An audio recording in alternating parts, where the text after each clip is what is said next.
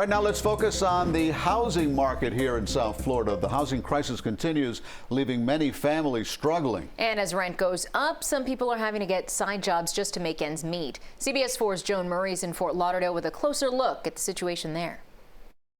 As buildings go, it will be Fort Lauderdale's tallest, 300 West Broward, 558 feet high, nearly 1,000 rental units that won't come cheap. Too much for people like Carolyn Radius, whose rent just went up to $1,100 a month. Her 2 delivery jobs just not cutting it.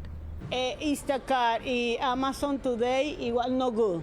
No good. According to Rent.com, which tracks rents nationwide, Fort Lauderdale studios average $2,500 a month. A 1-bedroom, $2,455. Brian Carberry is a senior managing editor. A large chunk of people's income is going to rent in that area. And as prices do increase, it becomes extremely more difficult for them to make ends meet.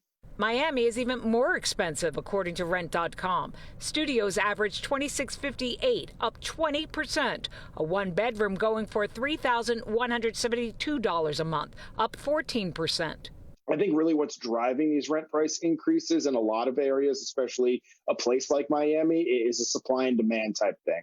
There's a lot of demand in the market for people to rent apartments and not as much inventory in the market to sustain it. So, you have more competition. It's creating a landlord's market. Carberry suggests if you are caught in the crunch to look at your options. Look a little bit further out, getting away from the coast generally will save you a little bit of money if you can be flexible on location, and also consider living with a roommate or a family member who's willing to split the rent with you.